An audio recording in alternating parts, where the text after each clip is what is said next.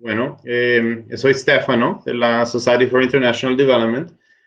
Lo siento mucho, pero creo que voy a hablar en inglés, ¿no? Pues, ya que es un poco más fácil para mí, pero es realmente horrible para un italiano hablar con sus hermanos españoles en inglés, ¿no? Así, por favor, acepte mis disculpas, pero no me gustaría que se perdieran la risa para mí en español, ¿no? So, anyway, so it's a great to be in touch and to be discussing these things together. I have prepared a small presentation looking at the economic and financial implications of the crisis and a little bit of the short-term and longer-term measures ahead. But I think I've just decided to shift because my good friend Jean in many ways covered many of those elements. So rather than replicating that, let me just go a little bit by heart in a different direction. First of all, I think it's important to recognize the implications of the crisis into our political economies, and particular in our system of multilateralism. I think I've read something very interesting written by Dani Roddick on, asking the questions, will COVID remake the world? And I see a lot of our colleagues in civil society, in different organizations, networks, somehow struggling, of course, with the crisis, with its very deep social and economic consequences, but at the same time calling for this as the moment for transformation, because the crisis exposes in many ways things that we have been advocating for many years, and therefore they see into this a moment in which we can change direction. And this puts us in a state of mind, which is the one of, here we go, this is the moment to change the policy direction and somehow reshape the world. I'm very sorry to say that I disagree with that. Not that I disagree that the crisis exposes many of our analysis, but unfortunately, the reality of crisis is that as all dynamics have winners and losers. And in all crises, the winners are always the strongest. And what we are beginning to see emerging are already responses that actually ossify and strengthen the dynamics that actually took us here in the first place. And so for me, and it's interesting, Roderick calls this as confirmation bias. The confirmation bias is the fact that we all want to see into the crisis our own world vision, and therefore we tend to see into it what we already have within ourselves. So we have a sort of a confirmation bias in thinking that this is yet the moment in which our world vision happens and comes true.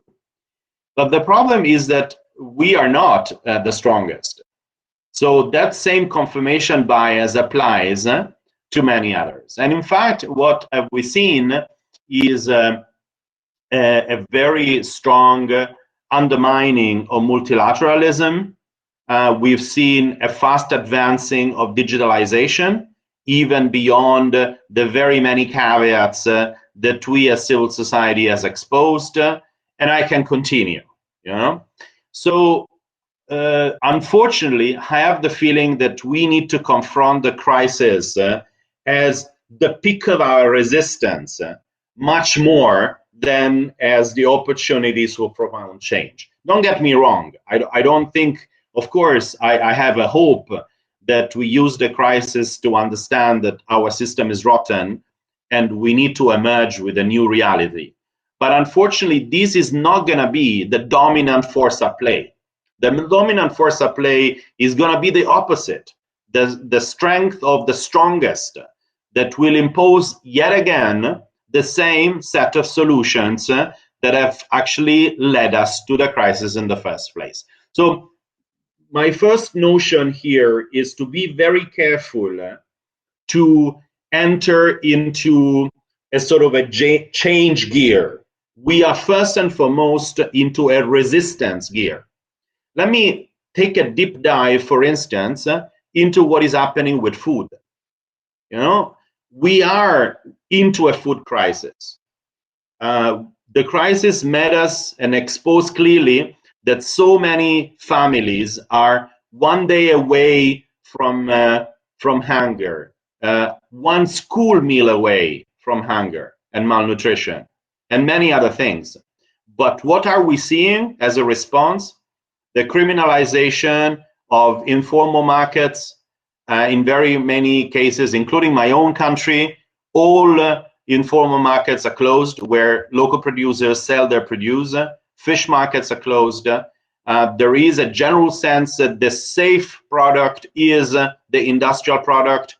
There is a big push for digitalization, which is the opposite of what we need in terms of forging a stronger reconnection between producers and consumers. And I can go on. And that's not the point, because I'm using this as an exemplification. So even within food, what is happening is actually completely contrary to what should happen. And there is a complete rejection of using, for instance, the Committee on World Food Security, which is the multilateral space that we've agreed be the core of our response to crisis, because it was reformed at a time of crisis, as the space in which we devise, we address the challenges, and we devise solutions. So I'm afraid that we need to first and foremost recognize that this is the moment of highest possible resistance, rather than a moment in which we will simply see our reality happen. Now, as I say this, and I don't want to be looked at, oh, yet again, another pessimist sort of into the equation. No, I'm just looking, and because I have the maybe luxury of working across so many spaces, because you know, but let's see what is happening in health with the attack on the WHO. Let's see what is happening in food. Jean explained fairly well what is happening within economic and finance, you know. So it is happening in so many different spaces. So we need to recognize that we need to be on the guard for actually a further push of what didn't work, rather than the contrary. Of course, we cannot stop there, right? We cannot only be stuck into a resistance war, but we need to be aware that that is the case. My second notion is that we need to have a bit of a more sophisticated analysis of the crisis. Of course, we know it's a real life crisis, human, social, real economy, and in that respect, it is very different than the past financial crisis. You know, and I don't think that parallel should even be used in many ways. But what the most important element of the crisis is that I think it shows the depth of our structural multidimensional inequalities within and between countries. Certainly, the magnification of gender inequalities is clear in so many domains, from the centrality of the unpaid and the unresolved issue of unpaid care work, but also the reality that the stay-home message has led to yet another increase in gender-based violence and many other dimensions. But also the fact that it's clear increasingly that inequalities within countries is trapped by inequalities between countries. And there's no way to resolve one without resolving the other. Now, here we need to recognize that we are in many ways part of the problem. Why do I say that? Because our inequality analysis has been far little sophisticated. It has been much more of a banner, of a choreography. But we need to go one step further and recognize that the need for an economic transformation that really addresses clearly the reality of commodity traps, that shifts the center of gravity of economic activities into the local, into the domestic, and therefore contrast, in a sense, the existence of unbearable restrictions on policy and fiscal space within developing countries, but not only, you know. So I think that's something that we need to build much more thoroughly into our analysis, including, of course, the fact that, you know, many say, well, you know, but the state is back. Yes, the state is back. And certainly we all realize the centrality of the state on many critical social issues, from health to food to social protection. But I don't expect that the dominant doctrines that Jean explained fairly well are going to be gone simply because of the crisis. So once again, we need a much more sophisticated analysis. And that takes me to the last sort of point, which is the issue of the crisis of multilateralism. Because once we understand the crisis, we recognize that first and foremost, we need to be on the guard for resistance. Secondly, we need to have an more in-depth understanding of the crisis to recognize the extent of the social economic transformation that we need. But where do we locate that struggle? And certainly that's a struggle that requires a vibrant multilateralism. Now, the problem of multilateralism is that it's a bit of a it's a very complicated issue to address. You know, sometimes you're not sure whether you need a reform or an exorcism. Hola, Elena. Mira, para fría tendrías que llamar a Mai y decirle que. Sorry, Stefano. Sorry, Stefano, your microphone is turned off. Stefano, can you hear me? Your microphone? No, I think it's just on the screen. The microphone is off.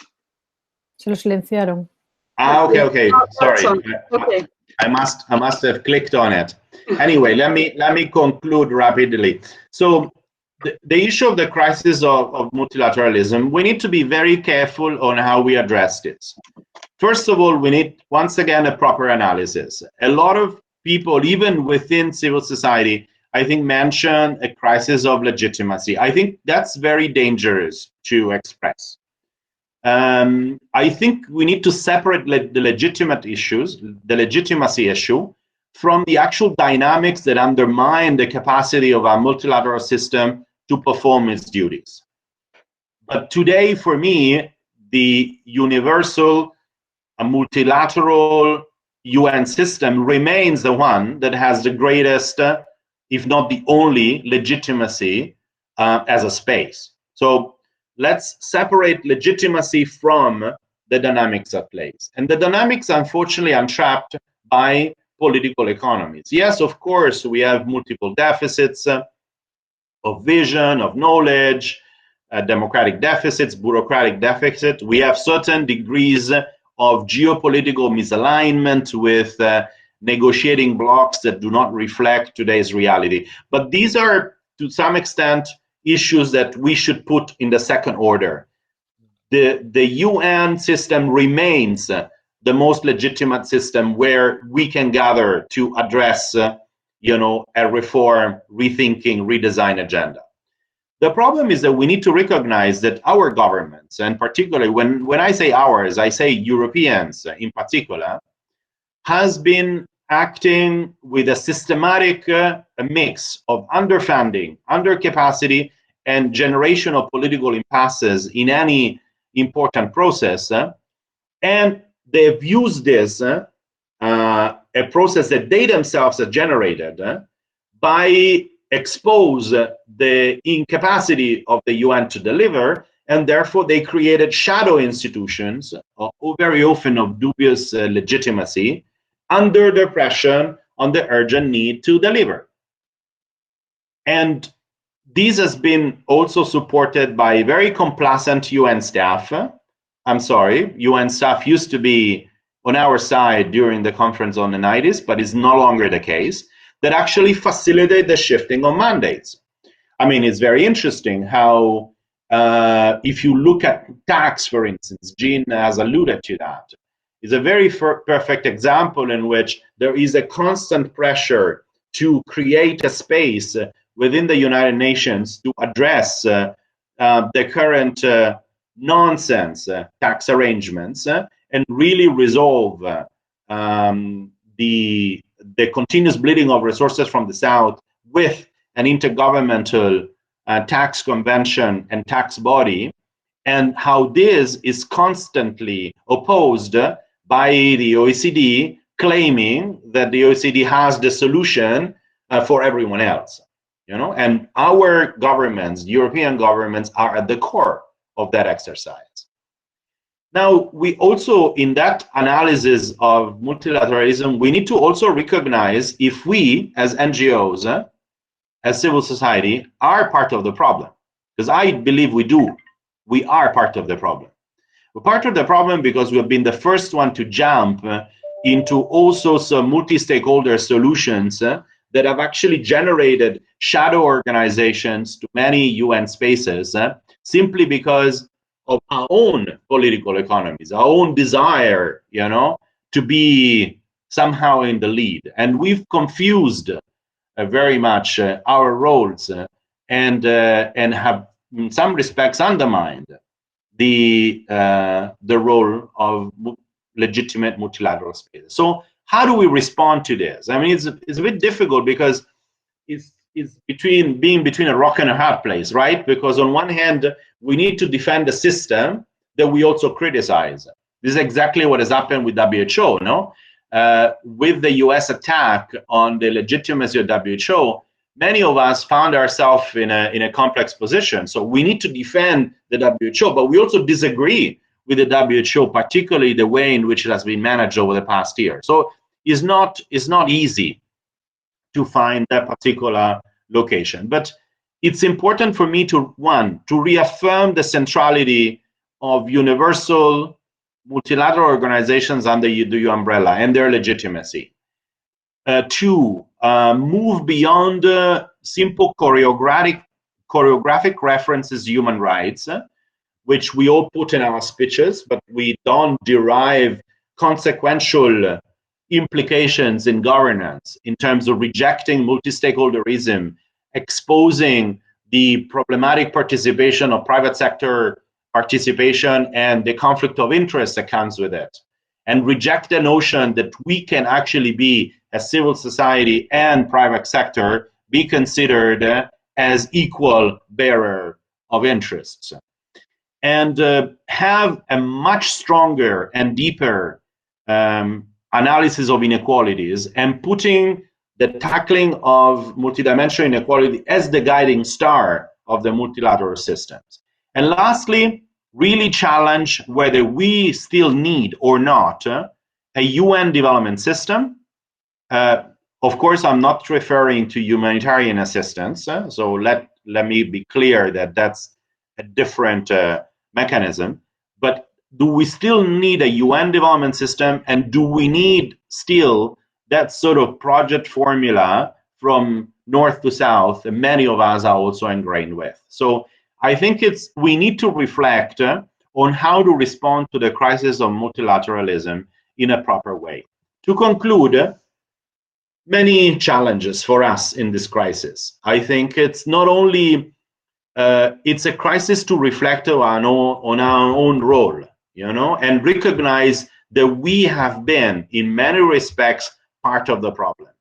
Stepping out and become part of the solution means also recognizing that we live in a world with such a concentration of economic and political power that policy advocacy is trapped necessarily. Because very often we do advocate for solutions or for changes with those that actually are the primary beneficiaries of the status quo. That means that logic, technical-based solutions, you know, it's largely unhelpful. We need to go back of generating a much stronger social base. We need to abandon this idea on who writes first the press release on the latest news and the best report on this and that, and really engage into scaling up demand for change, working in what I call functional unity. Biology has a fantastic way of resolving complexity. It did not resolve complexity by scaling up the size of a single cell. It tried. If you look at bacteria, it actually tried. But as soon as each single cell becomes bigger, it becomes dysfunctional. And this applies to us as well. The more our size becomes big, very often we become trapped in our internal bureaucracy and we become dysfunctional. Our strength is to work as our liver, small, single cells that operate in functional unity with a very strong, clear sense of purpose. I think that's the way forward. Thank you so much.